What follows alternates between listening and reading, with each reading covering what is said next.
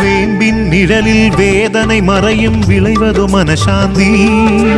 காப்பதோ கடமை கை தூக்கி நின்றால் கைமேல் பலன் கோடி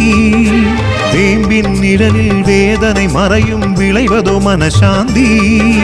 காப்பதோ கடமை கை தூக்கி நின்றால் கைமேல் பலன் கோடி சீர்பெரும் யோகி ஷீரடி மாமுனி திருவடி வணங்கிடுவோ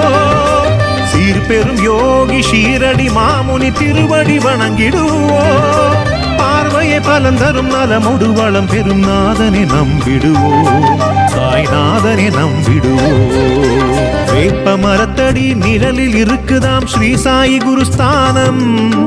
வேண்டும் வரந்தனை உடனே வழங்குதாம் குருவின் அதிஷ்டானம்